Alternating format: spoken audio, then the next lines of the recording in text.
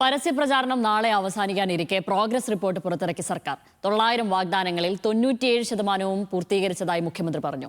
കേന്ദ്ര സഹായം വേണ്ടത്ര ഉണ്ടാകാതെയാണ് നേട്ടങ്ങൾ കൈവരിച്ചതെന്ന് വിശദീകരിച്ച മുഖ്യമന്ത്രി വയനാട് ദുരന്തത്തിൽ ഉറ്റവരെല്ലാം നഷ്ടപ്പെട്ട ശ്രുതിക്ക് വീട് വെച്ച് നൽകാത്തതിൽ കോൺഗ്രസ് നേതൃത്വത്തെ വിമർശിക്കുകയും ചെയ്തു.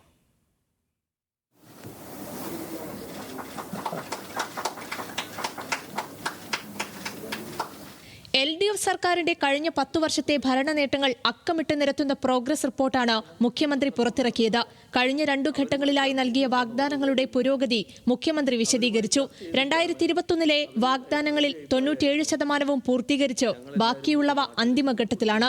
ലൈഫ് പദ്ധതി മുഖേന 5 ലക്ഷം വീടുകൾ പൂർത്തിയാക്കി. മത്സ്യത്തൊഴിലാളികൾക്കായുള്ള പുനർഗേഹം പദ്ധതി വഴി 2752 വീടുകളും 738 ഫ്ളാറ്റുകളും നൽകി. 4.5 ലക്ഷത്തിലധികം പട്ടയങ്ങൾ വിതരണം ചെയ്തത് എടുത്തു പറഞ്ഞ മുഖ്യമന്ത്രി ദേശീയപാത യാഥാർത്ഥ്യമാക്കിയതും വിഴിഞ്ഞം തുറമുഖം പൂർത്തിയാക്കിയതും അതിദരിദ്രർ ഇല്ലാത്ത ആദ്യ സംസ്ഥാനമാക്കി കേരളത്തെ മാറ്റിയതും നേട്ടമായി ചൂണ്ടിക്കാട്ടി. UDF ഗ്യാരണ്ടിയായി മുഖ്യമന്ത്രി വിമർശിച്ചു.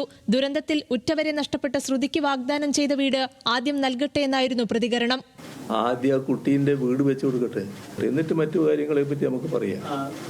അപ്പോഴാണ് ഈ പറഞ്ഞ കാര്യങ്ങൾക്ക് വിലയുണ്ടെന്ന് മനസ്സിലാക്കുക. അല്ലെങ്കിൽ എന്തും പറയാലോ. ഈ പറയുന്നത് നമുക്കെല്ലാം അറിയാവുന്ന കാര്യമാണല്ലോ. അതേസമയം വയനാട് ദുരിതബാധിതർക്ക് നൽകിയ വീടുകൾ ഇതുവരെ താമസയോഗ്യമായിട്ടില്ലെന്ന പ്രതിപക്ഷ വിമർശനത്തിന് മുഖ്യമന്ത്രി മറുപടി പറഞ്ഞു. ദുരന്തബാധിതരെ വിശ്വാസത്തിലെടുത്താണ് മുന്നോട്ടു പോയത്. മാലിന്യ സംസ്കരണവുമായി ബന്ധപ്പെട്ട പ്രശ്നം മാത്രമാണ് ബാക്കിയെന്നും വിഷുവിന് മുൻപ് താമസിക്കാനാകുമെന്നും മുഖ്യമന്ത്രി വിശദീകരിച്ചു. അവിടെ ചില അടിസ്ഥാന സൗകര്യങ്ങൾ ഒരുങ്ങേണ്ടതുണ്ട്. വീട് പൂർണ്ണമായി വിഷുവിന് മുമ്പ് താമസിക്കാനുള്ള സൗകര്യങ്ങൾ ഒരുങ്ങുന്നത് തന്നെയാണ് ഞാൻ മനസ്സിലാക്കുന്നത്. വിഷു ഇപ്പം അടുത്തല്ലോ, ഏതായാലും അത് ഒരുങ്ങിക്കൊണ്ടിരിക്കുന്നത് തന്നെയാണ് ഞാൻ മനസ്സിലാക്കുന്നത്. ന്യൂസ് മലയാളം, കണ്ണൂർ.